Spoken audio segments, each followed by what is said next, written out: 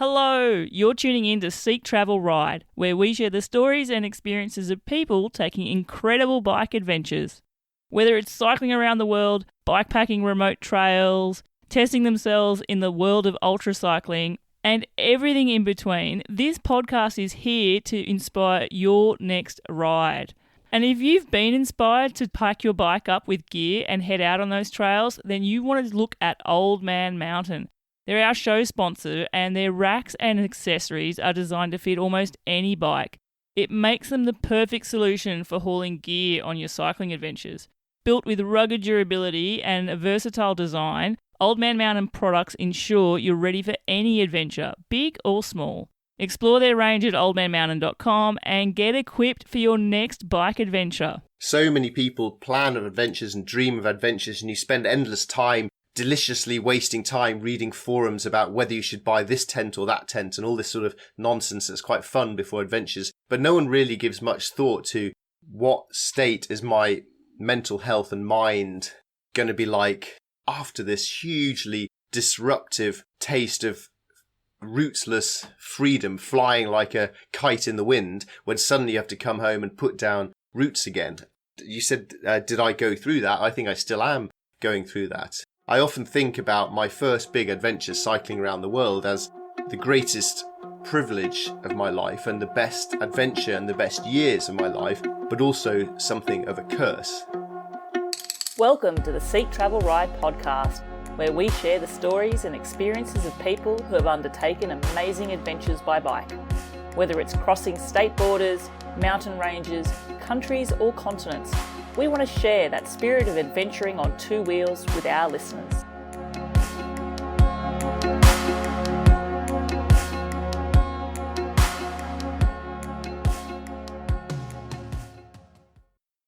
Hello, I'm your host Bella Malloy, and I'm super excited to introduce my guest for today's episode of Seek Travel Ride, Alastair Humphreys.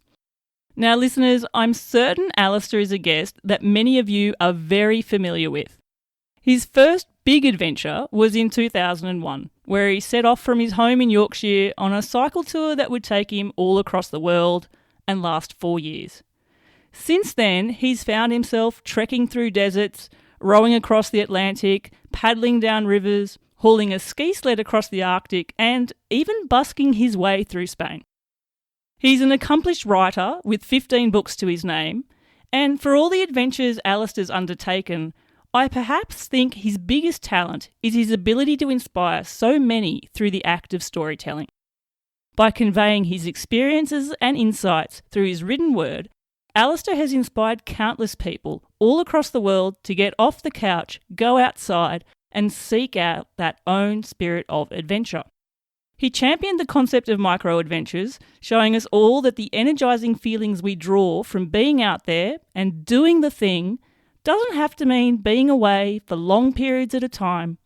We can also discover it much closer to home, perhaps even on an overnighter, sleeping outdoors on a local hill. I'm especially looking forward to hearing how this approach in particular has reshaped his perspective on adventure, invigorated his passion for protecting the natural environment, and how he continues to inspire others to weave adventure into their daily lives, all while keeping it local. Alastair Humphreys, to say I'm excited is a ridiculous understatement. A big warm welcome to the show. Thank you very much, Bella. It's lovely to be here. I've lost count, Alastair, of how many guests I've had on the show who name you as their inspiration for adventure. I must be getting old. I have a few old guests, to be fair. Okay, good. I don't feel young myself. When I knew you were on the show, I was like, where do I even start? But that's the wrong question for me, because Alastair, the question I start my show with, and I ask it of all my guests, is, do you remember the very first bike you ever rode? Yes, definitely.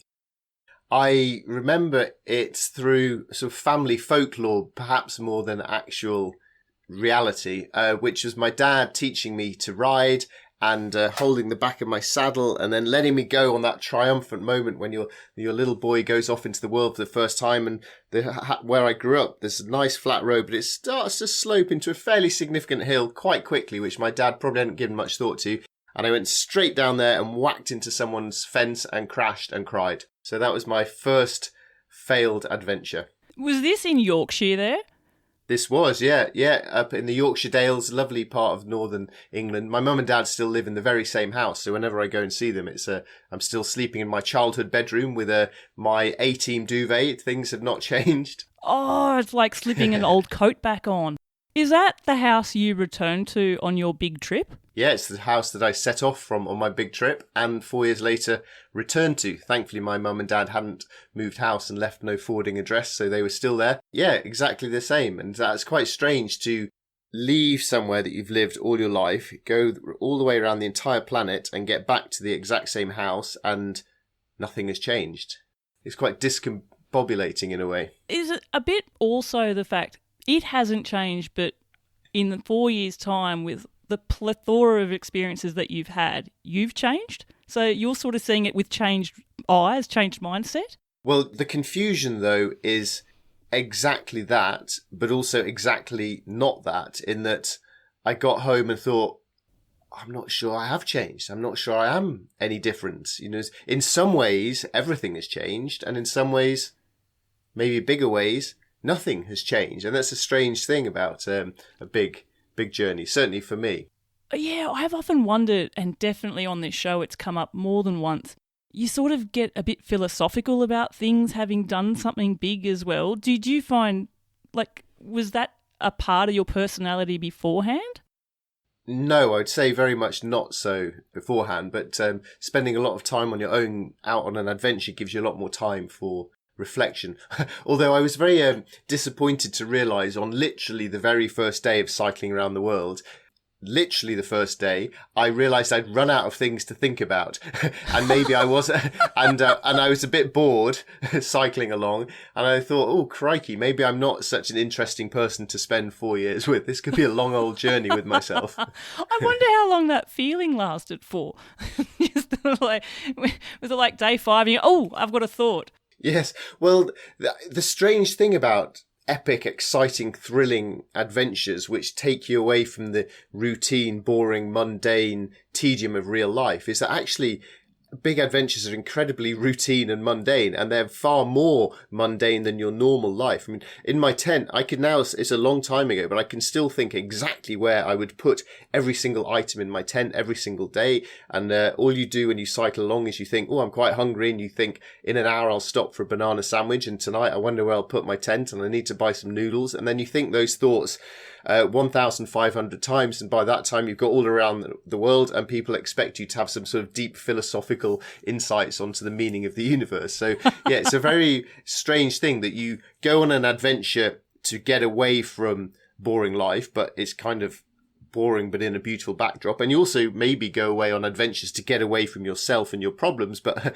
they follow you wherever you go, and they're certainly there waiting for you when you get back again. And maybe you're even more aware of them as well, because I feel after 1,500 nights, and I wonder how many of them were in a tent, regardless, you come back from that with a bigger understanding of yourself, whether you like it or not, and what you've discovered. Yeah, I think that was something that I did appreciate of that journey, was a clarity of understanding of yourself. And certainly by traveling solo, it meant that really there were no excuses anymore. You know, quite often in life, I like to blame everything that goes wrong on everybody but myself and to make myself feel like I'm the hero of my internal narrative. But when you're out there on your own, it's kind of up to you to solve all your problems. And if you're feeling grumpy, that's kind of up to you to fix it. So it's all on yourself. So I got quite a clarity of myself. And what I realized overall was that I was not nearly as a heroic and wonderful person as I thought I was. But equally, I was also much more resilient and lots of good things than I'd perhaps given myself credit for beforehand. So it was a more rounded version of myself that I became aware of. See, what I really loved about reading your journey, and actually just recently hearing your journey, because this past week I've had your book playing to me in audio form, which has been quite cool. Which one? You've been in my ears. Your round the world journey. The biking one, okay. The biking one, yes. Yeah. And what I really loved about it, and I guess perhaps also listening to it now, having the benefit of spoken to many people who've done a similar thing, is hearing what they've learnt about stuff and what they've talked about, and then hearing it from you in that as well. And something that you wrote about a lot and came up quite often was the emotions you were feeling from day to day. And you were pretty open about that. I think something you quipped about was that, you know, people think that you're brave going on this big adventure, but actually a braver man would be fine to just give up and go home. Were you always sort of that way with things? Were you always sort of did you find like going out on something so big put these emotions so starkly front of mind for you? Yeah, I think so. I grew up, well, I'm British, and therefore we're not supposed to talk about emotions. I'm also a man. My parents are impressively Victorian in their outlooks in life. I got packed off to the sort of character building school where you get beaten and mocked for having any sort of emotions. So emotions aren't something that are naturally bubbling close to me in life. But I remember when I decided to write my first blog post for that journey, so right at the start, I don't know why, but for some reason I just thought, I'm just going to be really honest here. And the honest part of the start of that journey was that I'd been really excited about going on this cool adventure because I read loads of great adventure books about everyone having a fantastic time. And I set off and just cried. I just felt lonely and homesick and out of my depth and bored. And I just felt completely out of my depth. And I, for some reason, decided to write about that. And ever since then, I've found that I'm quite good, I think, at writing honestly about emotions in my books. And I'm entirely happy, say, talking to you, stranger on the internet, about my emotions and things. But I would still find it crashingly difficult to actually talk to my family about those sort of things. So it's quite a weird sort of mix. So maybe my writing and blogging is some sort of self-therapy catharsis sessions. But I've certainly found that in terms of writing about adventures, the more I can dare myself to show my weaknesses, the better that makes the stories. And actually, sort of the stronger it shows you are, I suppose, as well. So I think a strong example of that would be the trip I did through Spain playing my violin, which was one of my favourite ever adventures. It was wonderful. But there's two versions of that story that you can see out in the world. The first is the film.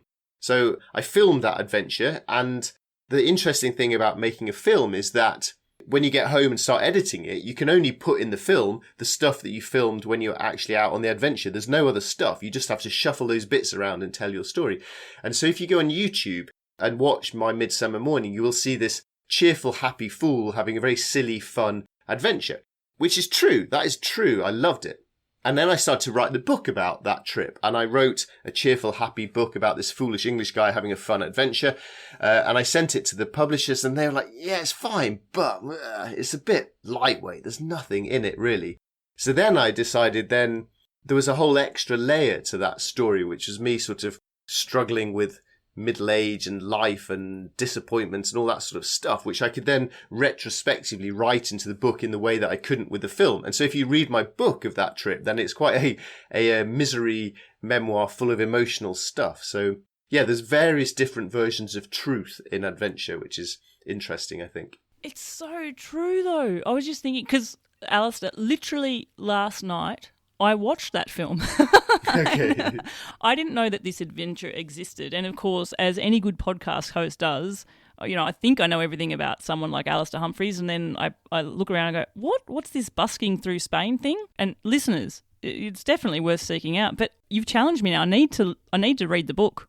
Or maybe, can I get the audiobook? Because it was actually quite nice to just have you read it to me. Yeah. You can get the audiobook. The audiobook was weird. I did that audiobook and I quite often was just, they had to stop recording, so I cried my eyes out in the recording booth. So, do I need to take tissues with me? No, I don't think so. You'll probably just reply like some Amazon reviewers, say, oh my gosh, look, this is a book full of moaning self-pity. 1 star. Oh, I love it how you out those people. Well, I don't out them, but I have started. It's a very interesting thing when you start to write books, because there's all sorts of reasons that you write books, but which we could get into or not. But one aspect of it is you're going to get reviews. And so you get 5-star reviews saying this is the best book in the world. And you're like, yes, I am awesome. I am basically the new Shakespeare, but without the comedy beard. It's like, yes, I'm amazing. And then in come the 1-star reviews, like, this is the worst book I've ever read, which is exactly the word for word what I've had on reviews. And that can be quite crushing. So I decided to, if you want to believe the 5-star reviews that you are wonderful, which is lovely, then you have to also believe the 1-star reviews. They're equally as valid as someone's opinion. So, but they can be then quite cutting and crushing. So I decided a good way of dealing with the crushing ones was to own them. And so I've started now, whenever I get a 1-star review, I read them out on Instagram with the hashtag of not very glowing book reviews. And I've come now, this is so weird, but I now really look forward to getting 1-star reviews. I get quite excited when one comes in so that I can read it out on Instagram. So that has been a very good way of dealing with criticism. I would highly recommend it. It's hilarious and great fun. And weirdly, when you read out on Instagram, this is the worst book ever, this guy sucks, the comments are full of, oh, great, I've got to buy this book now. This is intriguing. So it's actually quite good marketing as well. I'm totally buying the violin book, so there you go. Yes. And actually, I need to know, because did you ever master the theme tune to The Muppet Show?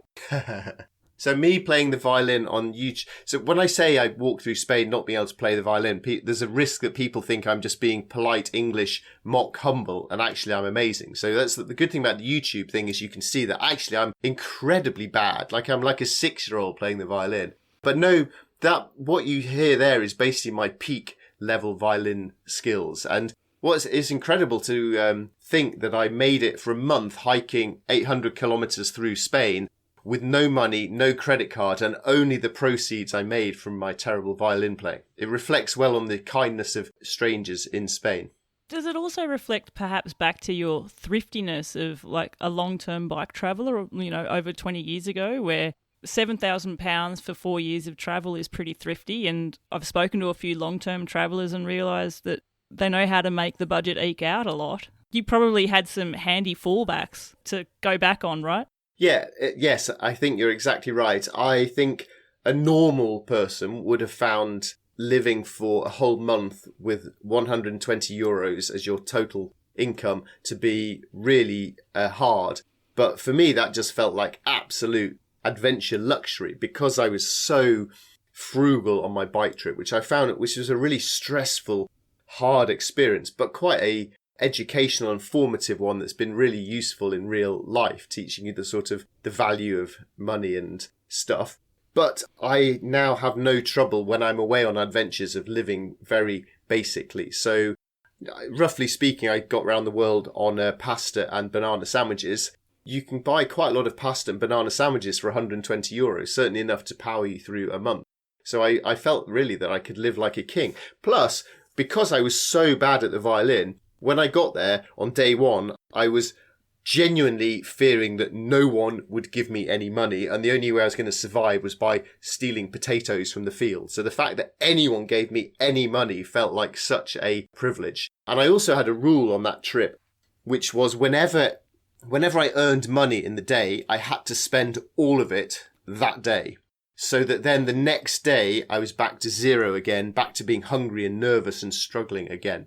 Because otherwise there's a cheating option, which is you just stay in the first town, play the violin till you've earned $1,000 and then cruise off through Spain living a life of luxury. But I wanted constantly to be on the edge, struggling, nervous. So that meant it was feast or famine. Some days I had to be on half rations when I hadn't earned anything and I'd be really hungry.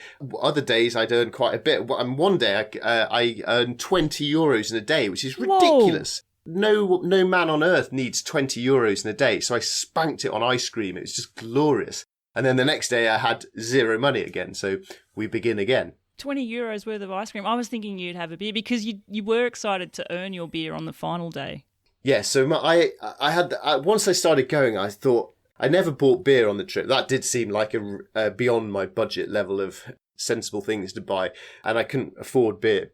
But I do like beer, so my dream at the end was, it'd be amazing if in Madrid I could busk and earn enough for a beer. So I succeeded. I played in a plaza in Spain until I'd earned literally enough to the cent to pay for a beer. I'd already asked in the cafe the price of the beer, and then I had to go off and earn the €2.50 it was or whatever until I could come back and slam down the coins and say una cerveza por favor, and the trip was done. Do you know what I was excited about there? And this just goes through to my love of food, Alastair. And listeners, I can't do an episode without talking about food. Was not only did you get the beer, but because it's Spain, you got like a little cheeky plate of tapas to go with it as well, right?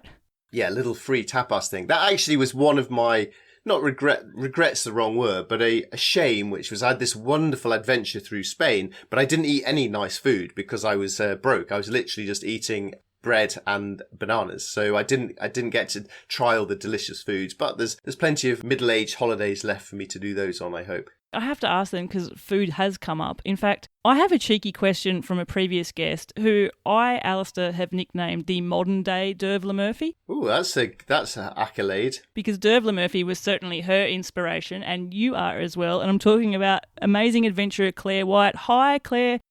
She's done some amazing things, gone all around Australia, all over Southeast Asia. She's literally just come through Central Asia, gone through the Pamirs and froze her way through the high mountains there. But she knew I was interviewing you and she said, if you could ask this question, and it is food related. So, of course I'm going to ask it, right? And it is, if you could dream up one snack to be handed out to you on a bike ride when you were about to hit the wall, what would it have been? And it's a snack, not a meal. Ooh, gosh. Wow, that's a great question. That clearly comes from someone who's spent a lot of time daydreaming and feeling hungry on a bike. Like, imagine if someone came around the corner now. Well, especially Central Asia on bread rations. Yeah, oh gosh. Well, one wonderful true life dream of that, which I hadn't been anticipating, was when I was cycling through Alaska, completely in the middle of nowhere, feeling hungry, of course, and a car on this gravel road up in the Arctic Circle, so miles away from the real world, stopped next to me on this gravel road, wound down the window, and they'd just driven literally hours to the nearest pizza shop. And so she had on her passenger seat a whole stash of pizza boxes. And she said to me, well, we've got loads here. I think we can probably manage. Here, you look like you need a pizza. She gave me a takeaway pizza and drove off in the middle of the Arctic in Alaska. And I opened that, and that sort of, the steam, the warm steam and the cheesy smell comes up to me, and I just burst into tears. So that was wonderful. Emotion. Yeah, but I think another answer for the question might be the sort of Central Asian version of that question, which is in Georgia. They have these lovely roadside snacks called khachapuri, which is kind of like somewhere between cheese on toast and pizza. And they sell them by the roadsides and for breakfast, and that's a pretty amazing cyclist snack. Plenty of calories in there. That's very apt because Claire is actually in Georgia at the moment. I think by the time this episode comes out, she may be back in Georgia again. For the record, Claire's answer was a packet of salt and vinegar Pringles. Ooh, nice. Very nice. It's funny. I'm a food lover. I haven't actually thought what my snack would be. It would be salty. Barbecue shapes, which is an Australian thing, so you've probably not experienced them, Alastair. I've not, no. I'll need to find a way to send a box to you. I think the key to the snack is variety. I think that's the key thing. So when I rode across the Atlantic Ocean, which was 45 days and nights with no shop or fresh food or anything, there were just four of us on this boat. The guy, a lovely Slovenian chap called Marin, was in charge of all the food for the trip. And he's one of these sort of weird robot humans who has no interest in food beyond their calories. So he just thought, in a day we should eat dum dum dum dum. Repeat this for 45 days till they get to the other side of the ocean. And that was pretty much all we had. And within that repeating rations was a Snickers bar. And after an entire ocean worth of Snickers bars, many eaten whilst actually seasick, I still struggle to look a Snickers bar square in the face. They no longer really satisfy. No. So you need variety, I think. Just so stupid to talk food so long, but what would your chocolate bar of choice be now? Oh, well, in theory, being a vegan, I don't eat chocolate. Oh, there you go. But with that caveat disclaimed, I do love, it's a slight cheat, but the Mars bar ice cream. Not the deep-fried Mars bar. We're not going that way. Well, my university days in Scotland was in the land of deep-fried Mars bars and deep-fried pizzas. So maybe for the calories on the bike ride, you need to get the khachapuri, give it a little trip to Glasgow and deep fry it. Oh, there you go, Claire. There's a challenge for you.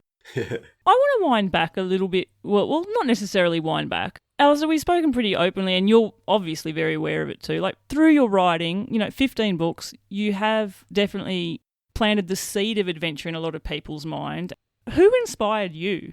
Perhaps for adventure, or perhaps just even growing up, like, who did you draw inspiration from? My inspiration for adventure came very much from reading books of adventurers. all when I was at university. So nothing, didn't really cross my mind adventure until I was at university. And it was all the epic stories of really, and the psychologists can dig into this, but it was very much tough, hard men doing crazy, epic stuff that was really inspiring me.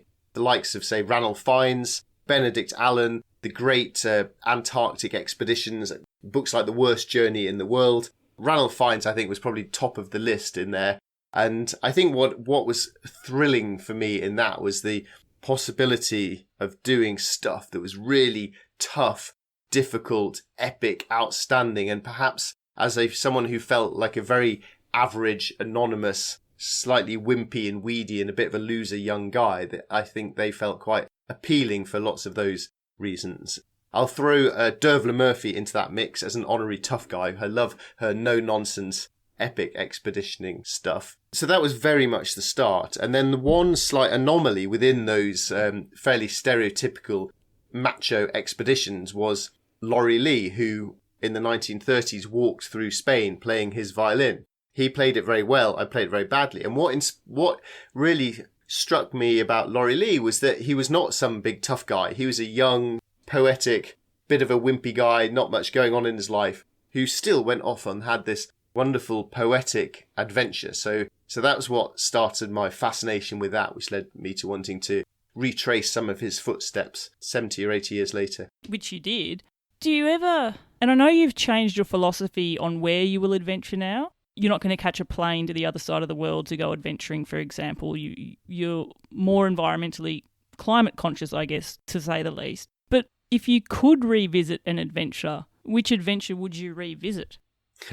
Well, I mean, I was very inspired a lot, and I laid down quite a lot of the sort of rules for my personal life through reading all those expedition explorer books. And the dream that I really had was to do a unsupported return journey to the South Pole. So the journey that Captain Scott died trying to do, essentially. And I spent years training for that and fundraising for that with a friend of mine. But in the end, I pulled out for family reasons. So I've never been to Antarctica. I never did that expedition. And that sort of felt for a long time like unfinished business. But interestingly now, as I talk to you about these sort of books, I guess like anyone, as you grow older, your outlooks and things change, and really the sort of model now of the epic, heroic, colonial, powerful white man going off and conquering the universe really doesn't float my boat very much at all anymore. So my adventuring compass has very much changed, but also my personal one has now. The thought of having to walk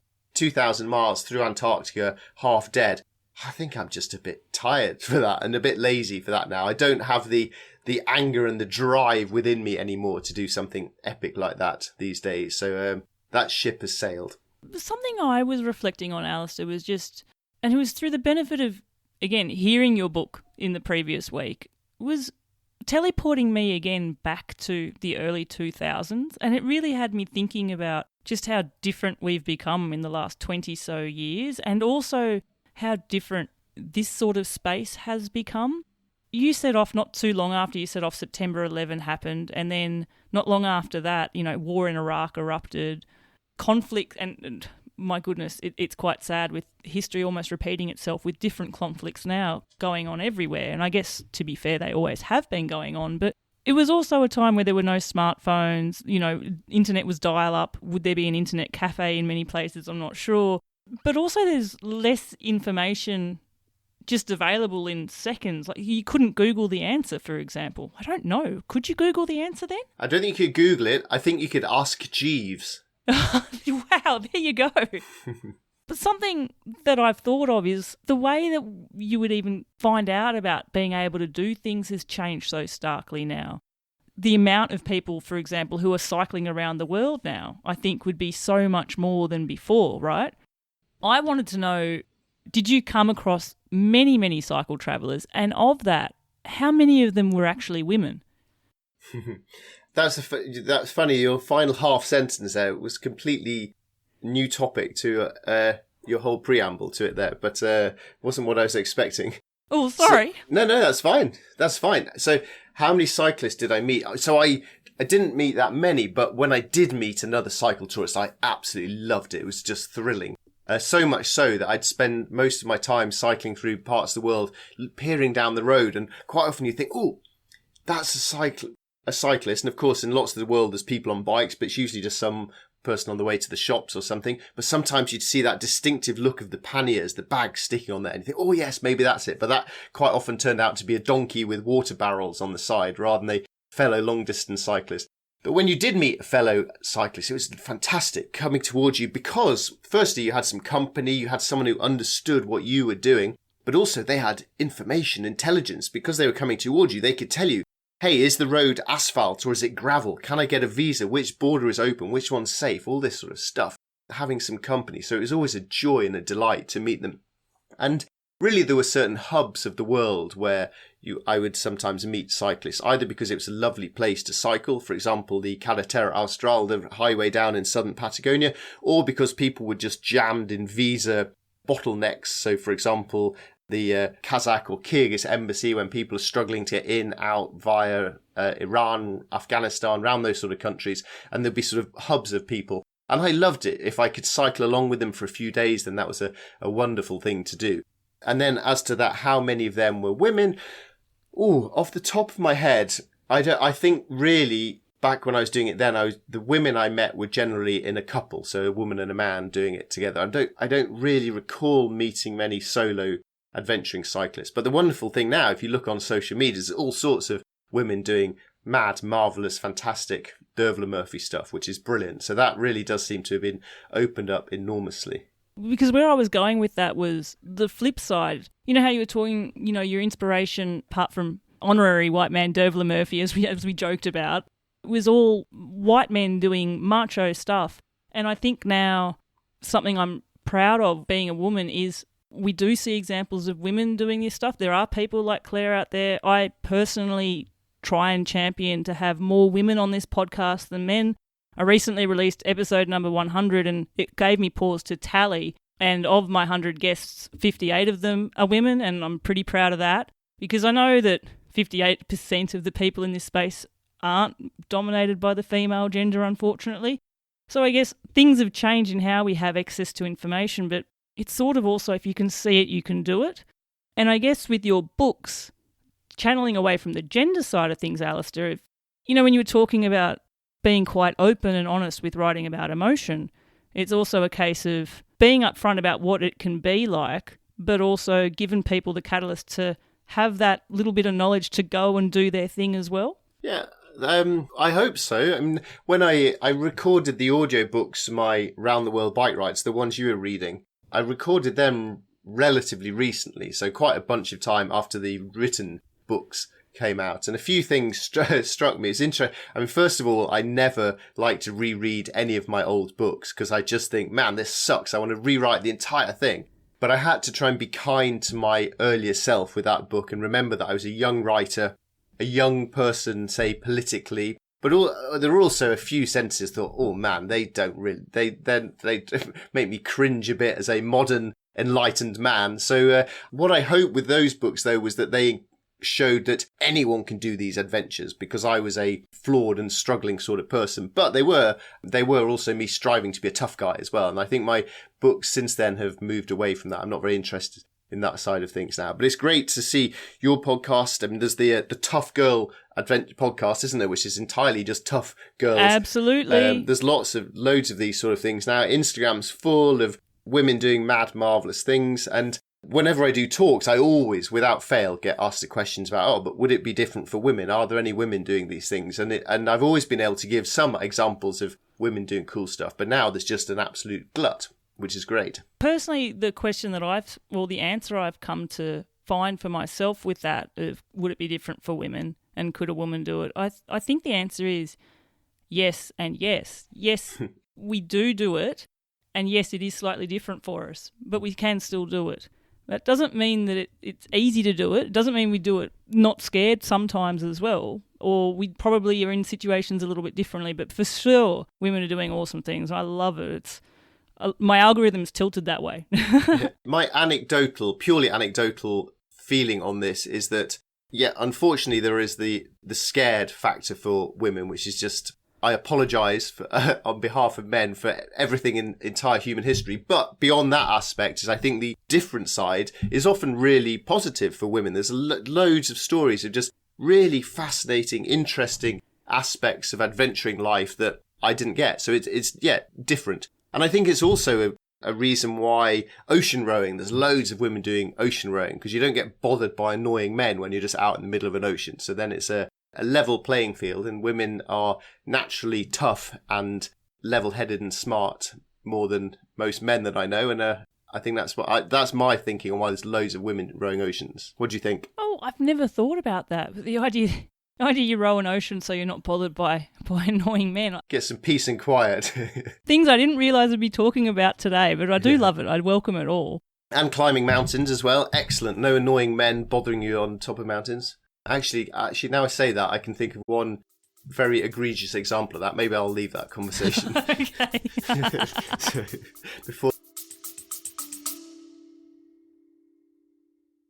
Hey, awesome listeners. Are you loving what you're hearing on Seek Travel Ride? Do you want to keep the good vibes rolling? Then head over to our Buy Me a Coffee page and show your support for the podcast. Just a little virtual caffeine love can keep me brewing up the content which you adore. Click the link in the show notes, buy me a virtual coffee, and let's keep this podcast party going. Thanks, legends. Now back to the episode. Lawyers come.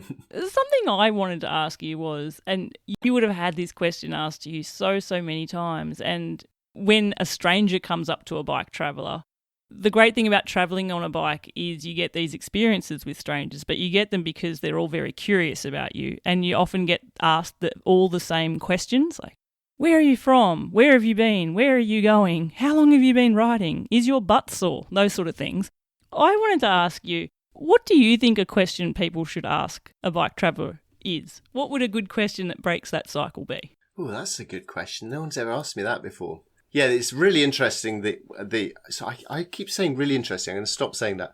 The questions you get asked on a daily basis on adventures become extremely tedious, and I have to rein in my impatience to remind myself that these are the first time this person is asking these questions, and the reason everyone asks them is because they're perfectly valid questions, and the least I can do is be polite, but sometimes that does test your patience a little bit. So walking through India, for example, where is your native place? And then thousands of questions about how many children you have and how much money you earn just drive me up the wall, because with 1 billion people asking you questions all day, every day. But the flip side of that, of course, is the curiosity, the goodwill, the enthusiasm that comes with that. And then, hopefully, the really fascinating conversations that come once you've played your part in answering the same little formulaic ones. You can get onto the more interesting stuff.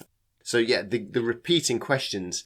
Uzbekistan, Otkuda, where are you from? Where are you from? People shouting it from hundreds of meters away. They can't possibly hear the answer, but just hundreds of people. Otkuda. Anyway, repeating questions. What would be a good one to ask? Wow. Well, the joyously wonderful one would be, would you like a snack to eat? That would be very nice. What food can I give you today? But let me try and think of an actual sensible answer. I think a good question would be to say to the person, what question does nobody ever ask you that you would like to talk about today? Oh my gosh, it makes me want to ask that to you. Yeah. But I asked you a question no one asked you. Yes, which is rare when you've spent a lot of years doing podcasts and interviews. It's rare, so that's good. And as you could see from my rambling preamble, it took my brain a while to catch up. I thought you were buying time. Yes, my future political career. But I think the reason I came up with that answer, admittedly on the hoof, is because I think it's a thing I found a lot on my solo adventures was a feeling of it's quite lonely, and the interactions you have are very superficial. Oh, what's your name? Where you come from? How far are you cycling? Blah, blah, blah. So the interactions, although there are many and often nice, are really quite shallow. And even when you make friends with someone, but you know that, hey, tomorrow I'm going to be riding out of town and I will literally never see you again. So any time where you actually felt you got a connection was really valuable. And I think because they were precious and because you were moving on, you tend to make them more quickly and more firmly. So when, for example, if families invited me to stay the night in their home, I found we quite quickly and often got into deeper and more connected conversations than you would do normally on the first evening of meeting someone. That's a nice part of it. But then, for all that lovely connection in the morning, you say, thanks very much, I'll never see you again, and pedal off down the road. So constantly being a stranger. I've interviewed a long-time bike traveller, Pete Gostelow, and one thing that he said on my first interview with him was, and it stuck with me so much, was he's drawn to doing these big, long journeys and he loves it, and there's the pull of the travel and the road, which is why he's doing it, but he also does acknowledge that his payoff for that is his lack of, sometimes, for want of the better word, community. He feels disconnected because he doesn't have that central base all the time where he's got that community. So I think that's sort of talking to what you're saying there as well. Yeah, very much so. And it's a strange thing that quite often what pushes me to want to go on adventures is a boredom and frustration with just the sameness and normalness of my life. And then I go away and immediately start missing the connection and community that has been left behind. So when I'm here, I want to be there. And when I'm there, I want to be here. But I read, I think that maybe the patron saint of long-distance cyclists is Heinz Stucker, who spent 50 years cycling around the world.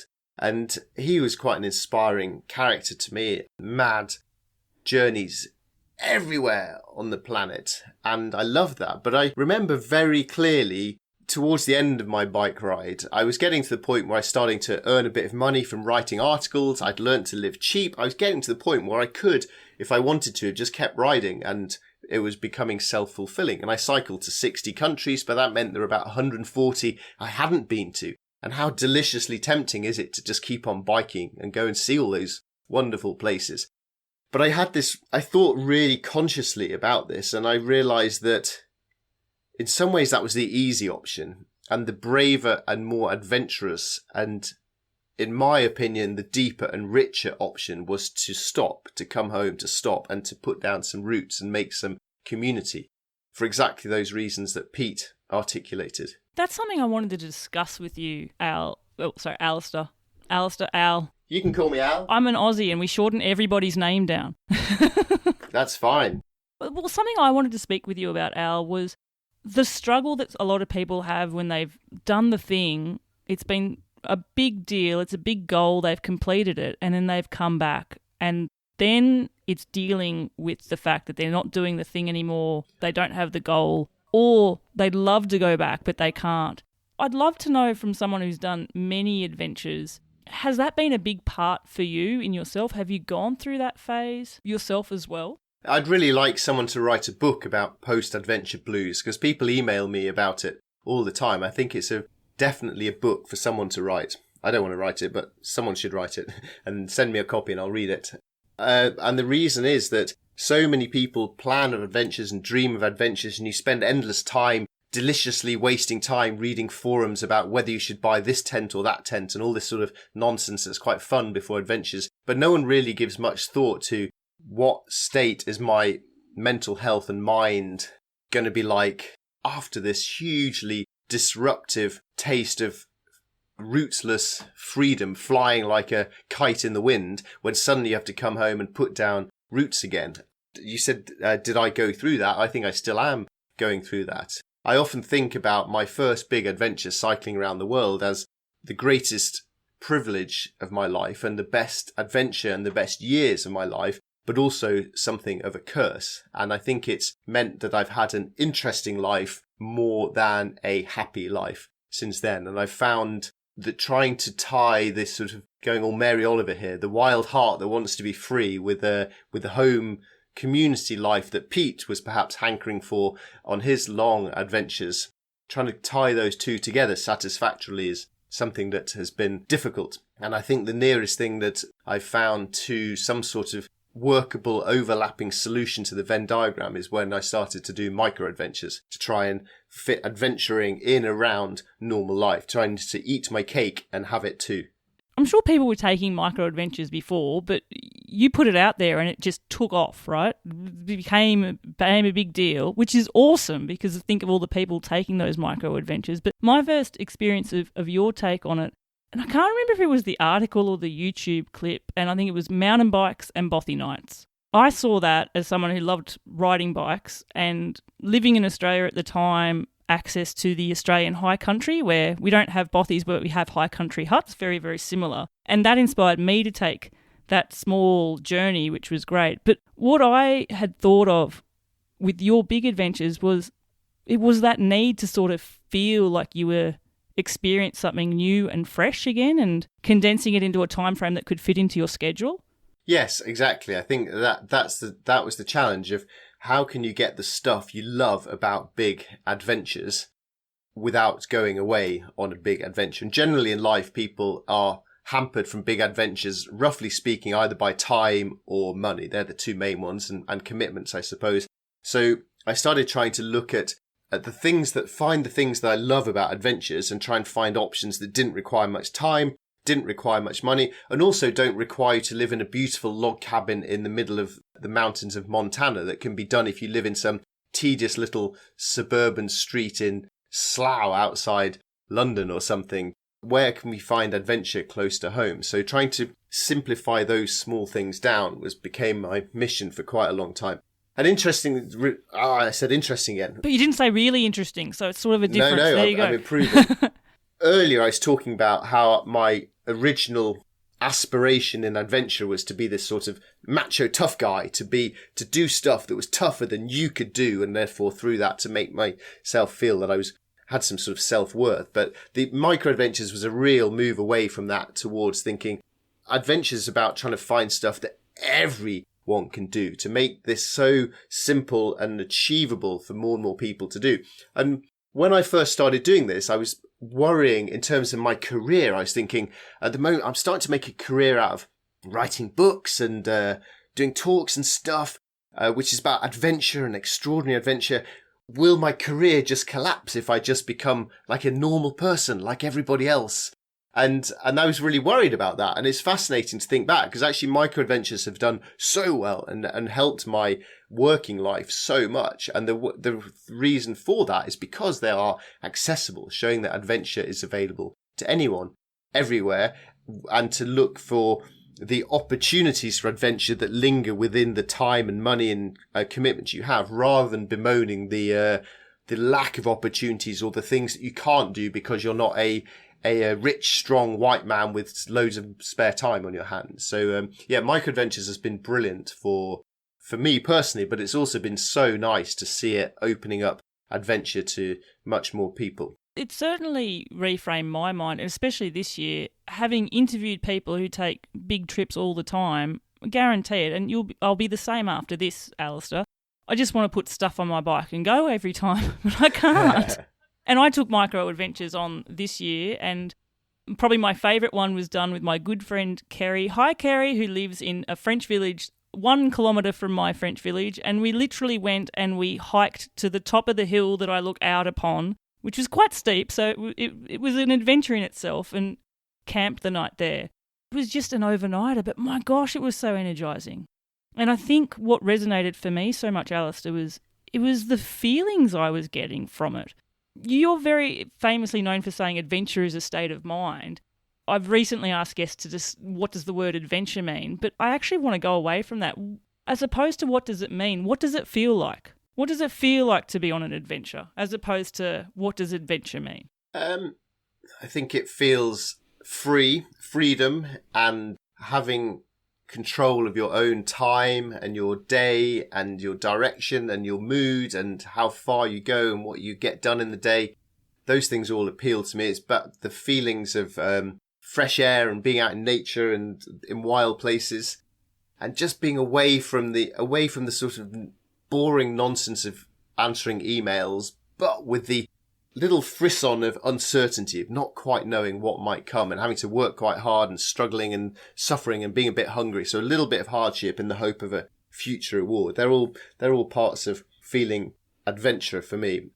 And you mentioned the sleeping on a hill. I think that's really become the best example I have to sum up all of the idea of microadventures, because wherever we happen to live, no one is particularly far away. Even if you live in the middle of London, you're less than an hour on a train away from some hill, woodland, bit of lake, riverbank, seashore, somewhere where you can just arrive late, no one knows you there, you lie down, sleep out underneath the stars, you've turned your phone off, and for that brief time, I think where you did it was perfect because you can look from that hill down onto your normal life, but up there it's different. You're up out under the stars and feeling the wind, and all the emails and nonsense and stuff are literally down there. So it's a different view on life for a little brief time. And then you wake up in the morning, go back to the normal world, hopefully feeling a little bit refreshed and recharged. That night ended up quite funny. In the Pyrenees, we were surrounded by a big herd of cows. It was, yeah, I'm going to leave that one there, but it was quite interesting what occurred then. But what I really love about it, actually, because it was my local, and I realise I'm blessed with my local. You know, I look out on pristine nature and huge mountains that rise so starkly, right? And, you know, when you were talking about lushness and nature, I feel that's part of my vision of adventure. And I say I'm lucky because in my backyard now, I can actually see where I went. It was just up there. And so if I'm feeling down, like you were saying, I can look at it and just go and remember, and like the memories come back. You know, your OS Ordnance Survey Map Challenge, where you spent a year seeking out an adventure in every square of your OS map. I guess you were challenged to find them as well. Yeah, so where I live just outside a big city, and I don't really like where I live. It's a bit boring, and I wish I lived in a little village in the Pyrenees with hills all around. You can catch a train to near where I live, actually, so Well, feel free. I might take you up on that. I'd have to podcast again. I'm going to take you to my hill. Oh, yes. Let's okay, do it's it. a deal. We'll do a podcast on the top of your hill. I'll let the cows know. Yes, I love the idea of having your local hill and the mountains and stuff, and I don't particularly have that where I live. Or so was my negative attitude to where I kind of live anyway. So I decided I wanted to try and reframe the way I looked at my local area to try and get to know it better and to try and appreciate it more. So I went out just once a week for a year to a different grid square on my local map and wandered around it and tried to see everything within that 1 kilometre once a week for a year to see what I'd find. And really, it just opened up my eyes to realise that I don't know this area at all. I've spent so many years running, biking, camping, hiking all over this area. I thought I knew it better than most people. But actually, once you go out once a week deliberately to a randomly chosen spot on your map and really pay attention, it showed me how little I actually know about where I live. And it made me appreciate it more. It made me realise there's a lot more to be seen. And importantly, it made me realise that a lot of it is about your attitude. So if you go out and choose to be interested in an area, then it becomes interesting. And the more you look, the more you see. And you start to then fall down these rabbit holes of curiosity and enthusiasm. The outcome of this was that I've come to appreciate where I live much, much more now. And I realise that if I say it's boring, that's just a boring answer. And really, if I'm curious and interested in it, then I'll find something a mile from my home that I've never seen before, and therefore perhaps I'm being an explorer. And if we all start to pay a bit more attention to where we live and to treat it as an equally valid area for exploration as somewhere thousands of miles away, then perhaps we don't need to jump on quite as many aeroplanes to fly off to explore, and we can find nature and wildness a bit closer to home. That was the mission I was going for anyway. Yeah, and I guess also quite aptly, if we all did that, and gosh, maybe this sounds really, I don't know, dreamy, wishful thinking perhaps, I'm not sure. I don't want to be defeated by our current state of the world, but if we all did that, maybe that beautiful nature that we have around us, if it was appreciated a bit more, we might all of a sudden find a way to bring more of it back as well. Yeah, what it showed, what my paying close attention to where I live showed me was how broken and failing the natural landscape is in England where I live, and also showing me there's a lot of beauty and lovely stuff worth getting excited about and worth fighting for, and making me realise that if my little local area is broken, then who the heck's going to fix it except me? So I should just get on and start trying to fix some of these problems. And if every single person in the world fixed the 5 kilometres around where they live, then the world would be in a very different space. So it's made me very much try and think globally about the environment and nature, but act locally on it. It's only saying it in that way that it's sort of lit a light bulb in me. I was having this conversation with my husband this week that you can feel really defeated about things and you can sort of get down to what can I do at an individual level and what difference does it make? And you think, well, if I don't do this but everyone else is doing this, what am I making a difference on? But I guess that's the point, isn't it? You can make a difference. The most difference you can make is probably at a local level. Yeah, I think so. Yeah. And I mean, I've been getting really down about the state of the world in recent months as well, but trying to motivate myself through and out of that by thinking, well, if I don't do something, then why should anyone else do something? So, and also just on a purely selfish level, doing something yourself feels quite good. It's like, well, yeah, I've now cheered up a bit because I've done something, made the world a tiny bit better. So, yeah, and then doing it on a local level is all you can practically do. But I suppose through your podcast, you can then reach wider audiences and communicate and hopefully encourage other people to do things wider. The example I always think about when I'm feeling like giving up and that how can I do anything because I'm just little old me, is to imagine some random 13-year-old little schoolgirl in Sweden thinking, I'm not going to go to school today. I'm going to sit outside and strike for the climate. And that seems such a sort of silly little childish thing to do. But then you become Greta Thunberg and wow, crikey. I mean, I'm in a better position to save the world than some little schoolgirl is. So what the heck am I moaning about? Let's get to work. We can be defeated or we could actually do something that matters that will make an actual difference. I'm going to take that on as a personal challenge, actually, and hold myself to account on it somehow. I'll let you know how I go. Nice. You can tell me when I meet you on your hill with all the cows. Yeah, absolutely. There's a little hut there too. It's almost like a bothy. Oh, lovely. Wild boar come in the night. Oh, you'll have to send me a picture of this place later. I will. It sounds it's a great fantastic. story.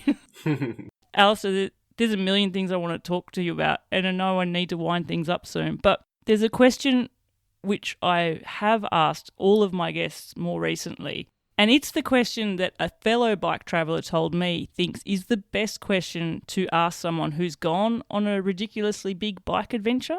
And it was prompted by the fact that people who go on big journeys, they'll get back and someone said, oh, how was your trip? And it's like, well, where do I even start?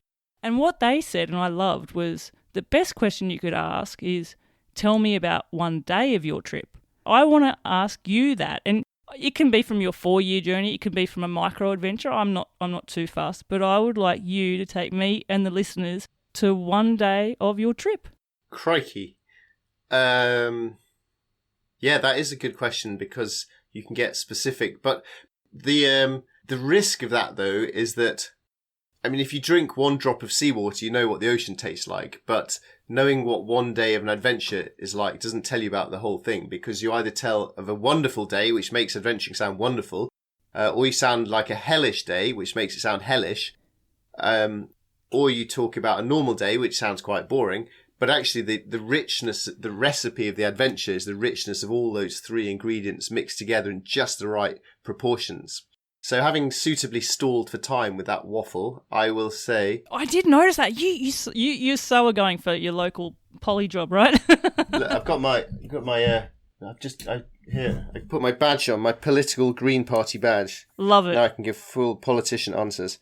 The day that I'd like to tell you about would be the first day when I set off to walk across southern India, from coast to coast, following one of India's holy rivers called the Kaveri River. And this was the first decent-sized adventure I'd done after cycling around the world, and I did it because I'd never been to India, and how can you call yourself a traveller of the world if you haven't been to India? And I thought that good adventures was all about slow, simple, painful travel. That was my experience from cycling anyway, and if you want to really go slow, simple and painful, then you walk rather than cycle. So I decided to walk and follow this river.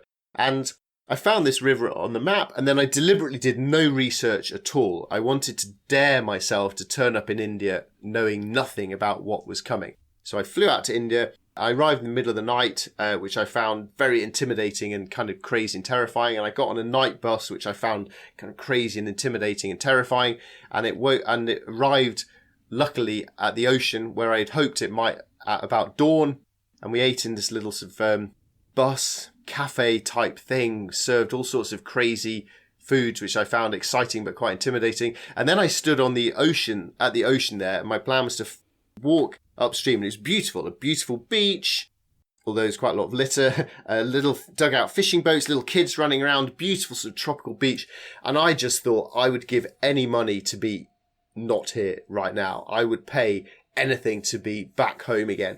And I was so intimidated by having to try and set off to walk up this river and across southern India.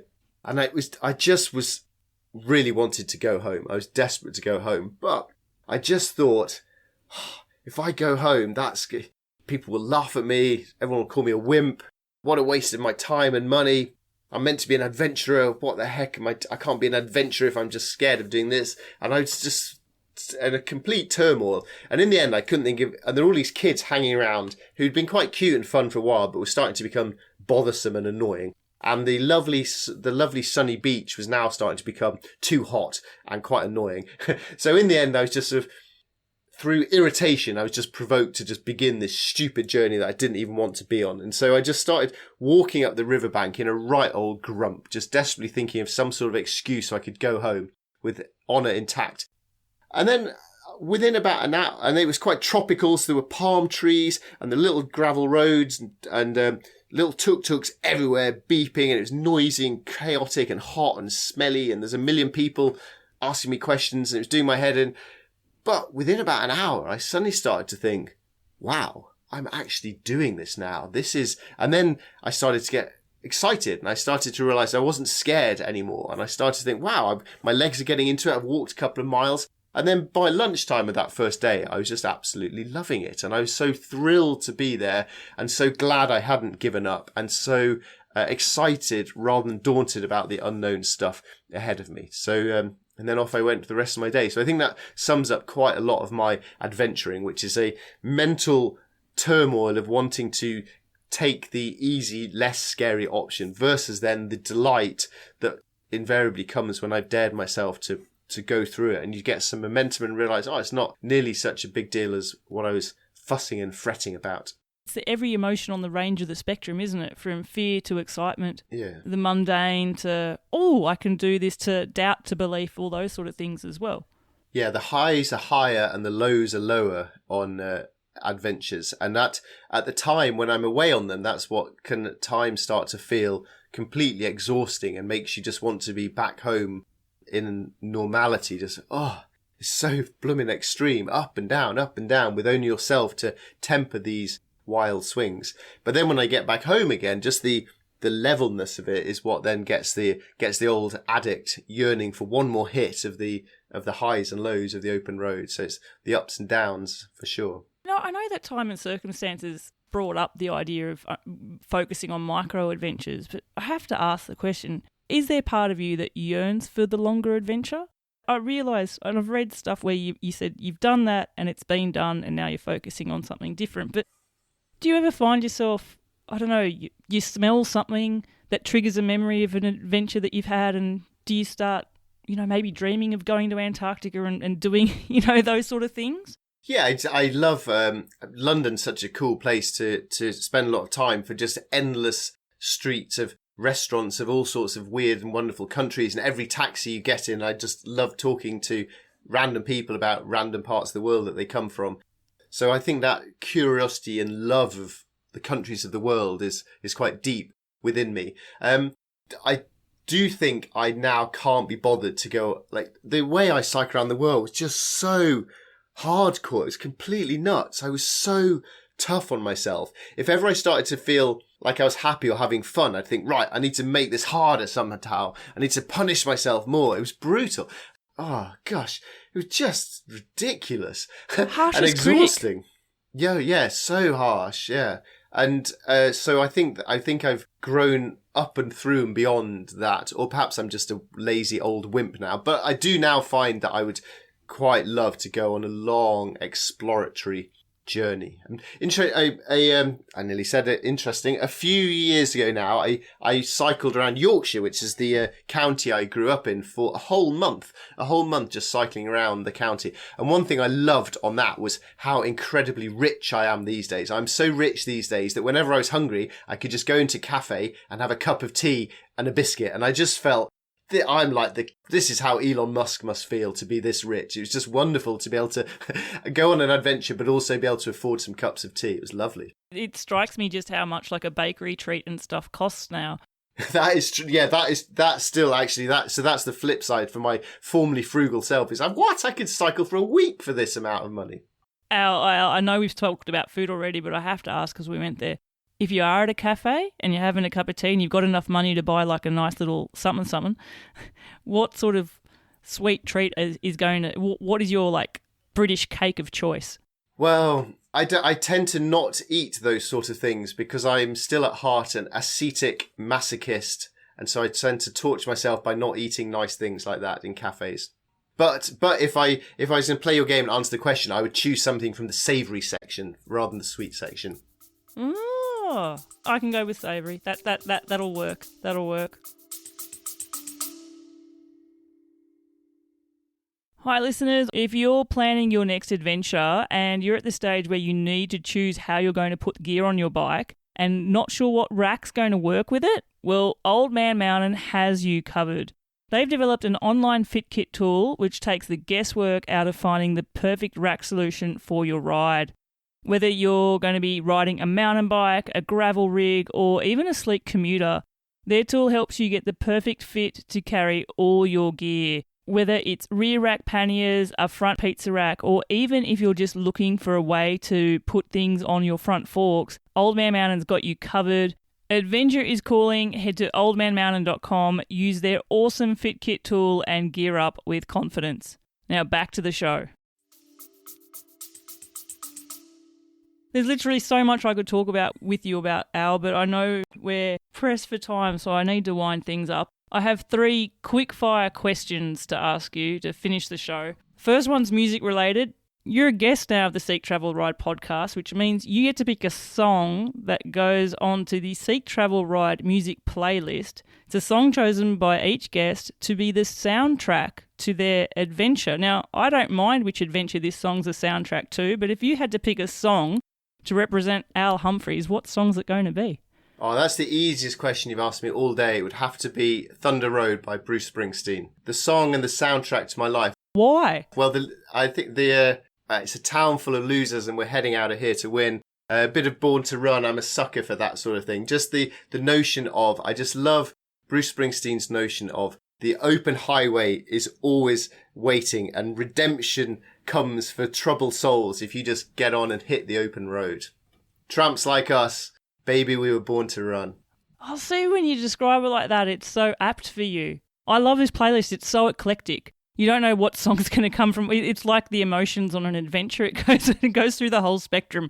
All right, you are down there, and listeners, you can find it, Seek Travel Ride Music playlist on Spotify or Apple Music. When I set off to cycle around the world, you might not be surprised to hear that I chose not to take any music on that trip because music I felt was just wimpy escapism. Therefore, I shouldn't have any music at all because you just got to own this time at all times. It's like self-flagellation on this trip for you, wasn't it? Oh, yeah, geez, yeah. So, but thankfully, after about 9 months, I got a bit bored of my own company. So a friend sent me a mini disc player in their brief heyday. And so I had this mini disc player, but I had these strict rules about when I was allowed to listen to it. I was only allowed to listen to music when I was either wonderfully happy, because music is just a wonderful accessory to that, or in sheer emergency cases when I needed a little pickup. And just before I arrived in Siberia to cycle through Siberia in the middle of winter, a friend of mine sent me a Bruce Springsteen compilation. And I didn't know anything about Bruce Springsteen, but I remember cycling through Siberia at -40. That was the first time I heard Born to Run and Thunder Road, and they've been with me ever since. I'm still getting over the idea that you were so disciplined. Are you really disciplined in life then? Like, you obviously have these rules that you set yourself on an adventure, and you're obviously super disciplined to follow them, right? I remember, it's all coming back to you now. In Egypt, someone gave me a little packet of chewing gum, a little sort of, I don't know, 10 little pieces of chewing gum. Yeah. Do they even sell that now? And I made this little packet of chewing gum last until South Africa, an entire continent. Wow. Yeah. And did you have it like half a stick of gum, or if you were going in, was it like a whole stick? No, it was half sticks, but probably only, I guess, it moans of extreme halitosis, perhaps. I don't quite remember what my rules were on it. I love that. All right. Second last question. Alistair, you are given a choice one day. You can go in one direction and cycle forever on a never-ending, constant, bumpiest washboard surface corrugated road, or... I choose the other option. Okay. Well, the other option is you can go the other way, but be beaten by a brutally never-ending headwind. Oh. Wow, this is a question from a cyclist for sure. Gosh. This one goes well. Well, no, I used to have it that it was the headwind or a never-ending hill climb. And, of course, everybody picks a hill climb. Why wouldn't that's you? Fine. Yeah, you get to come down. You get a reward. I have to thank guest Laura McMillan. She proposed how I needed to shake this up to make the headwind feel more appealing. But tell me, what conundrum, what side are you on? Gosh, well, I mean, the washboard is unbelievably frustrating because, painful and frustrating and destroys your bike. But the headwind puts you into a rage. And the reason that the uphill is so obviously better is that you get a reward. Once you get to the top of the hill, you get a downhill at some point. There's no reward for the headwind. Oh, in Patagonia, I literally picked up my bike and threw it into a ditch, and then I just had to lie in the ditch for a whole day. So I will now choose the washboard as being the lesser of two evils. Because there's a hint of comedy to that. Yeah. And for sure, you definitely had times where it was washboard headwind too, right? Well, yes, I suppose so. Although at least then, if it's such a headwind, at least then you're going so slowly that the washboard isn't quite so bad. A tailwind washboard would be really annoying because it's a rare treat to get a tailwind. It would be totally ruined by the washboard. Oh, it would be annoying. You're right. Similar in the same way that a headwind downhill is really annoying. Oh, I think that's actually worse. I think that's worse. Yeah, absolutely. Because you feel totally ripped off, yeah, right? Exactly. Yes. Okay, final question. This one here, Alistair, I think is very apt for you, and it'll be interesting to see what you come up with. I want you to finish this sentence for me. The best thing about taking a bike adventure is... Ooh, gosh, the best thing. So the best implies one thing. Because I think I like the freedom of it. I like the people you meet. I like the times when there are no people at all. The best thing is... Oh, gosh. This is a very good question. The best thing is... Oh, gosh. This will be a topic for your newsletter. Yeah, this is a good question. Well, maybe it is that you come to enjoy the small things in life so unbelievably much. You become so grateful for things in life, like a cool bit of breeze when you're hot, or a bit of sunshine, or perhaps, to link back to earlier, you become so grateful for a delicious snack that it just becomes like the nicest thing in the world, which makes you then burst into tears when you have a takeaway pizza. Gosh, that's a good question. I don't think I can limit to one thing, though, I'm afraid. But I would say it is, in all my experience of adventures, it is the best way I've ever found to have an adventure. Even compared to walking, because I was wondering this quick, and gosh, I realise I've wrapped it up and I'm being cheeky as a podcaster and asking, but I've often thought, like, I love bike adventures because they take you places that you notice things, and you feel the intonation of the terrain, and you smell the view, and you hear the things, and it's fast enough that it doesn't feel too slow. But sometimes I've wondered, is walking or hiking better because you slow down things even more? But you've done both, and if you had a choice, you would stick with bike adventures? Well, you're right. I agree with all that you said then, that hiking is great when you're enjoying yourself, and if your pack isn't too heavy and your feet don't hurt, then I think it's lovely. But it limits you. You don't see... I think on a bike, you get the perfect compromise. You go slowly to notice stuff, but you still cover a decent distance and see and go a long way. Whereas a hike is quite a long way to the nearest horizon, and it really is excruciatingly slow and agonizingly painful, which at some point takes away your appreciation of the road. So I think the bike's the perfect compromise for all those conundrums. I like the answer to that. And I promised myself, Alistair, that I would try not to ask you the questions that everybody would probably ask you, and I'm sure I inadvertently most likely did. But no, you haven't. I promise this is the final question. Okay. If you were to take a bike adventure and you could choose the country to go to, which one would you go to?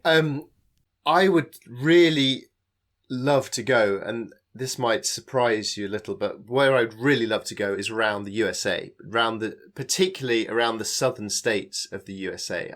Ooh. I love my time cycling through America, and I've loved times that I've been there since. I love American literature and American music. I read a lot of books about America. I'm completely intrigued by it, and I would really, really love, and I think this probably is going to be the adventure I do when I first get 6 months free, is to go around the southern states of the USA, places like Alabama, around little rural communities, eating pancakes in diners and talking to people there. That's what really intrigues me.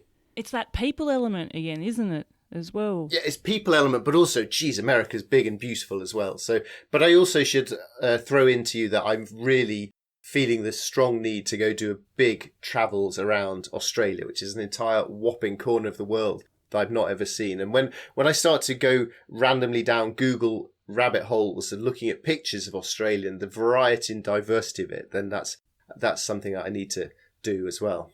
Oh, it's absolutely mega. I recently interviewed Northern Irishman David McCourt, who, FYI, actually quotes you as being one of his most inspirational people. So I don't want to make you feel weird, but that's fair for David. Like, you did inspire him. And he went through Australia, and I saw the images of him going through that beautiful outback and thought, I don't know my own country. Wow, what a place this is. And there's so much to discover there, and it's so diverse. It's big. Do you think there'll be a big adventure in your future then? Oh, I hope so. The first big adventure I planned was to cycle the Canning Stock route through the outback in Australia in the year 2000. That was my big plan. But my parents weren't. I was at university and they were like, I think you need to grow up and get a proper job. and I wanted to go cycle the Canning Stock route through Australia. So I made a bit of a compromise, which is, okay, here's the deal. I'll apply to train to become a teacher because that's like a sensible job and I quite like to be that as my career. So I'll apply to be a teacher, but I'll only apply to Oxford University and Cambridge University. And if they accept me, then you can't really turn a place like that down. And if they reject me, fingers crossed, hopefully, then I'll go and cycle across Australia. But annoyingly, Oxford accepted me, so I trained to be a teacher. And then during that year, I ended up planning to cycle around the world. And so I still have an actual cardboard folder of my plans for the Canning Stock route. So that's still on my to-do list. Oh my goodness. Oh, I love this. Because of course, Australia was also originally on your route, but you know, the world politics and that changed your route dramatically because of that. Yeah, I set off from my front door to cycle to Sydney and ended up in Cape Town. So thanks, Osama bin Laden, for that slight detour you threw upon me. Sorry, I'm just ridiculously excited to think about you cycling the Canning Stock route. Yeah.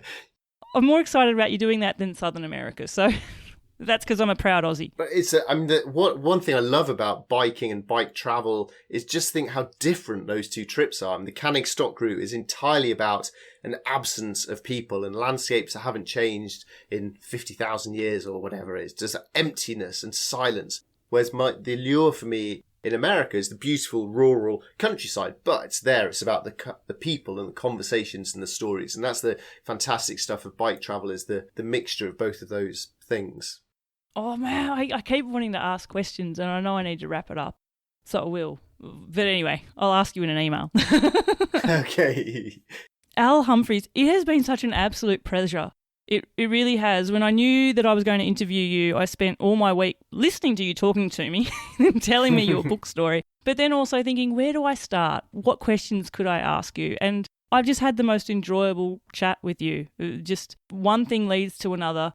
It's really struck me that you're an amazing storyteller. You're a gifted writer, and I love the fact that being so honest in your writing has inspired people to do things as well. I love that you still seek out adventure. I love that you're looking to advocate for our beautiful green spaces and our nature and access to them as well. All is which to say, I know you're going to keep inspiring people who read your books. Everybody buy Al's book and have him read to you. It will lift your mood up, even when he's crying. Thank you so much for being a guest here and sharing your insights and experiences on Seek Travel Ride. My pleasure, Bella. I've really enjoyed our conversation. Thank you.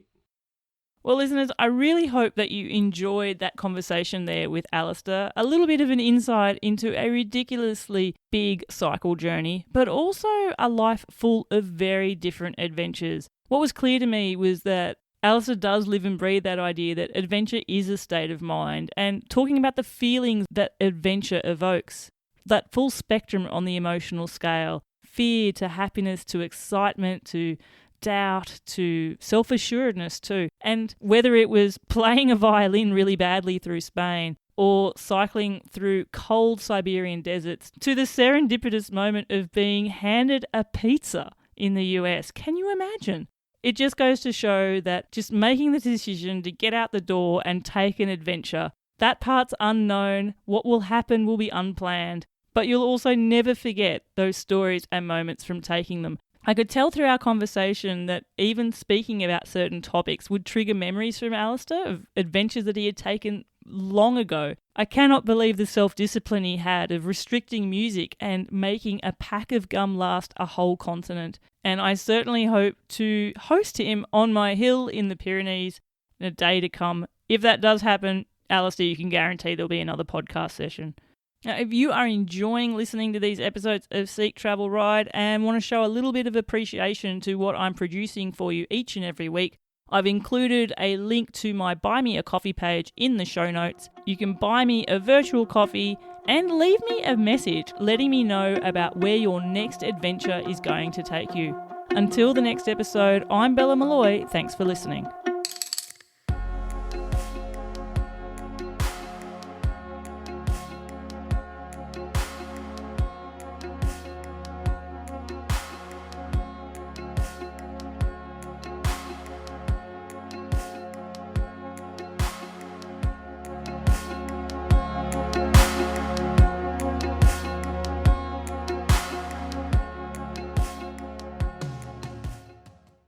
And that's a wrap on today's adventure.